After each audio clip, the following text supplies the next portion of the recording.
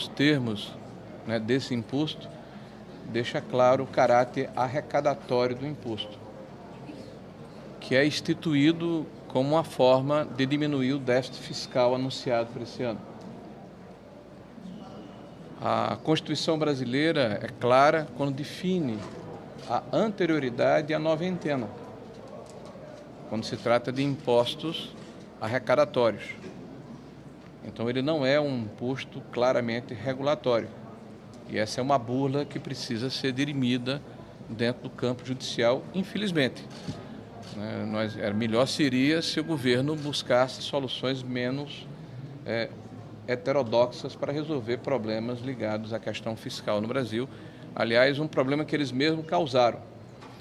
Na hora em que se taxa a exportação do óleo bruto, do petróleo, é evidente que isso vai impactar diretamente na segurança jurídica dos contratos já estabelecidos.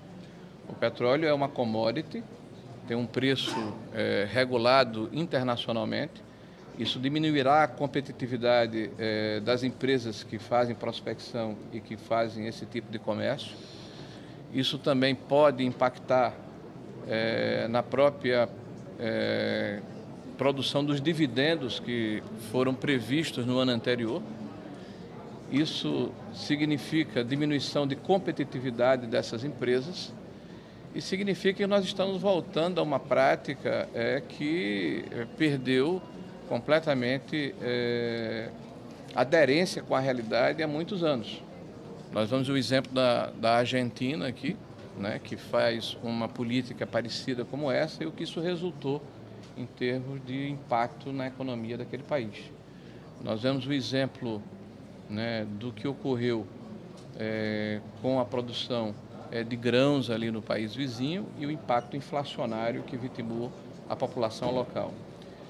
O governo alega que, do ponto de vista fiscal, essa é uma boa medida, mas ela evidentemente é um puxadinho, até pelo fato de que ela terá duração de apenas 4 meses.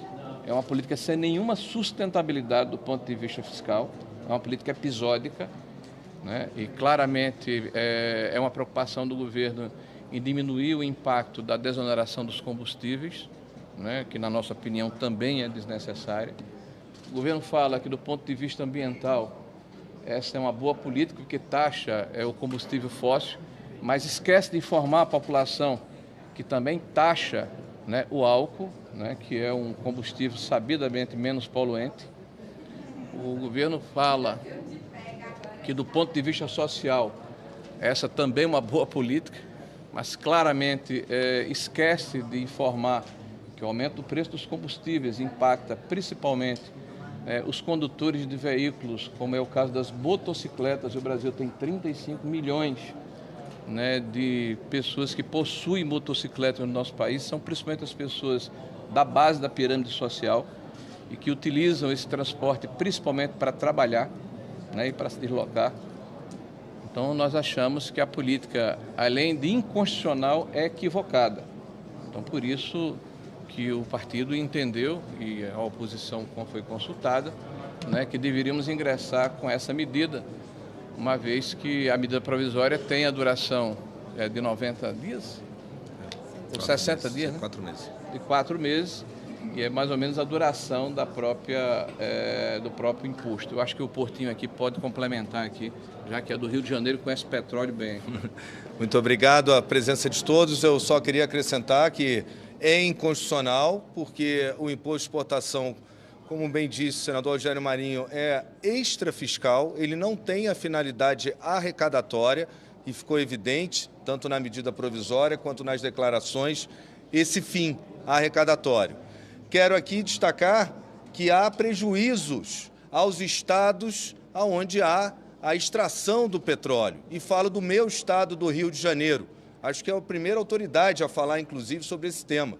Mas tantos outros estados que são produtores de petróleo terão impacto direto com essa medida na sua arrecadação, na distribuição dos royalties para os municípios, né? Inclusive, é bom lembrar que o Brasil ele não refina todo o petróleo, não temos a capacidade de refinar todo o petróleo. Então, esse petróleo ele é exportado sobretaxado e ele vai voltar para o consumidor poder consumi-lo já refinado, certamente com os acréscimos dessa taxação, né? Então, eu não vejo... Né, estamos exportando tributo, e isso fica muito claro, inclusive, na medida que a gente entrou. Por isso, inconstitucional pela sua natureza. Por isso, prejudicial a estados e também a municípios, né, porque a gente vai verificar uma redução, certamente, da produção, né? Inclusive, só para dar um exemplo básico, se a medida provisória tem 4 meses, no último mês ninguém vai exportar petróleo, né? Então já vai ser um mês de perda, no mínimo, para os estados, apenas para clarear, né? Então, essa é uma ação direta de constitucionalidade, o STF vai ter oportunidade de se manifestar, a medida provisória, ao que tudo indica, ela vai perdurar e vai caducar, senão já teríamos pautado aqui no Congresso, né? E o que nos resta é esse caminho, é o caminho legal e o caminho correto para essa discussão, né? Obrigado. Não sei se Tereza, Ciro, Girão. Então vamos às perguntas. Vamos só primeiro esgotar as perguntas sobre petróleo e depois a gente fala com o maior prazer. A ação já foi apresentada? Hoje é 17 horas. Tem um fato aqui, só para deixar também um outro argumento para nós é importante. A sinalização que o governo dá com essa medida é de quebra de contratos e insegurança jurídica. Isso certamente afasta investidores, né? Agregado ao fato de que recentemente a Petrobras anunciou a paralisação das desalienações dos desinvestimentos que estavam sendo feitos, isso tem sido uma sinalização muito ruim para um país como o nosso que precisa de investimentos em infraestrutura. Deixa eu só acrescentar a respeito, falando um pouquinho também de meio ambiente, de outras fontes renováveis de energia, é uma sinalização ruim para os investidores. Por exemplo, a gente tem aqui já aprovado no Senado e agora na Câmara o marco da geração de energia offshore. Que segurança jurídica a gente está sinalizando para quem vai investir no nosso país, né, gerando energia de forma limpa, né, energia eólica, energia solar, porque amanhã eles também poderão ser taxados, setor da mineração, setor do agro. Há uma insegurança jurídica enorme quando vem um imposto arrecadatório com essa finalidade, que é esse imposto de exportação do petróleo. Já foi protocolada hoje às 5 horas da tarde. Bem, a gente gostaria de falar sobre as comissões. Na avaliação do senhor, como fica a situação agora em composição? Fica sem uma presidência de comissão? Olha, em relação às comissões, de uma forma muito clara, nós da oposição nos ausentamos, preferimos não participar do processo de votação, porque é evidente que nesse primeiro momento nós fomos preteridos, né, e não foi levado em consideração a regra da proporcionalidade, né, que inclusive está prevista na própria Constituição. Nós vamos aguardar o desdobramento das conversas que já estão sendo feitas, né, para verificar se há alguma possibilidade de negociação. Tá? A nossa posição ficou clara por ocasião da votação, quando nós não obstruímos, inclusive, né, a instalação das comissões, demos o quórum para que as comissões pudessem ser instaladas, mas em uma demonstração clara da nossa resignação, nós preferimos não participar do processo de votação nesse momento. Nós estamos aguardando um desdobramento de negociações que ainda estão sendo feitas com o presidente e com a mesa diretora da Casa. Os senhores poderão, por exemplo, ser contemplados como uma vice-presidente de alguma comissão, CCJ, acho que algumas comissões ainda não tiveram um processo de... Não, nenhuma comissão teve os seus vice-presidentes eleitos. Agora, a negociação que está sendo feita, nós já conversamos com o presidente, com os líderes dos blocos majoritários. Nós somos um bloco que contempla 23 senadores aqui com o Girão, né? E eu acho que a bola agora, o próximo movimento tem que vir necessariamente dos blocos majoritários. Nós estamos aguardando esse desdobramento, que esperamos que amanhã, numa reunião que ocorrerá às 9 horas da manhã, aqui na sede da presidência da Casa, nós tenhamos aí alguma proposta nesse sentido. Então eu prefiro não me antecipar, Até porque, eu não sei se o jargão é esse, mas a bola está com esses blocos que são majoritários. Okay? Na hipótese de não ocorrer esse acordo, nota-se que os senhores ficaram de alguma forma, ao não serem contemplados, insatisfeitos com aquela posição, claro, é natural. Isso vai refletir, por exemplo, nas votações de matérias que exijam quórum qualificado, por exemplo? Olha, eu prefiro falar a respeito amanhã após a reunião, porque eu acredito em duas palavras, bom senso. Né? E todos nós que fazemos parte do Parlamento brasileiro temos, sem dúvida nenhuma, interesse que o Parlamento funcione, que cada parlamentar tenha a oportunidade de exercer as suas prerrogativas constitucionais, que a oposição possa exercer a sua função. Até para qualquer governo é bom que haja uma oposição vigilante, propositiva, né? E que o governo, através das suas bancadas, exerça também o seu papel. Então, nós vamos aguardar amanhã essa conversa e, após essa conversa, com os desdobramentos, a gente volta a falar com os senhores. Quais são os prejuízos para a população não tendo aí o lado da oposição participando dessas comissões? Olha, principalmente a questão da equidade, mas nós participamos da presidência, né? Porque, na verdade, a representação dentro das comissões, ela está garantida. Quer dizer, nós estamos proporcionalmente presentes em todas as comissões permanentes da Casa. A discussão aqui é a respeito da presidência dessas comissões, tá? Do comando dessas comissões. Tá? É evidente que nós todos pretendemos participar desse processo por um princípio de equidade, né? De pluralidade, né? De democracia e de respeito à Constituição e ao regimento da Casa. Senador, o senhor acredita que esse movimento aí de não dar uma liderança para... Como é que a gente faz aqui? De não dar nenhuma liderança aí para a oposição pode ser um tipo de retaliação ao fato do senhor ter concorrido à presidência do Senado? Partidos grandes. Olha, como eu disse aqui, qualquer declaração nossa nesse momento pode, inclusive, impactar de forma negativa uma possibilidade de acordo. Então, eu prefiro aguardar a reunião de amanhã e reiterar o nosso compromisso com o bom senso, com a democracia, com o bom funcionamento da Casa. Eu acho que a instituição precisa, mais do que nunca, dar uma resposta à sociedade diante dos desafios, dos problemas que o país enfrenta. Né? E cada um fazer e exercer o seu papel. Deixa eu só fazer uma palavrinha, porque eu estou vendo que o assunto está...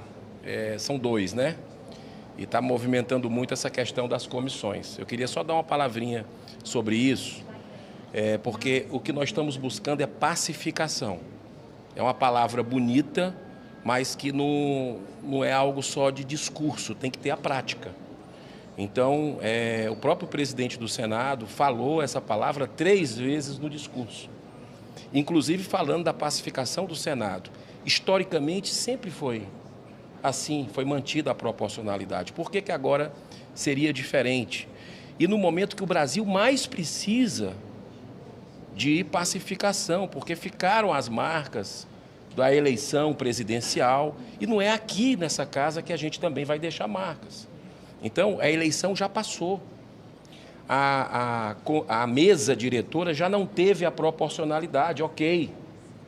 Tudo bem, ela estava no calor do momento. Agora é um outro momento de comissões. Então, a gente espera bom senso. Sobre a questão da ADIC, o PL entrou e o Novo apoia, né, um partido, tem que ser um partido que entre, e eles tiveram essa iniciativa, que eu considero uma boa iniciativa para o país. Na política a gente precisa ter um mínimo de coerência. A coerência entre o pensar, o falar e o agir. O governo me parece perdido, o governo Lula. Um governo que dá declarações controversas em todas as áreas. E essa questão do combustível é uma que ele falou durante a campanha. E as pessoas estão preocupadas.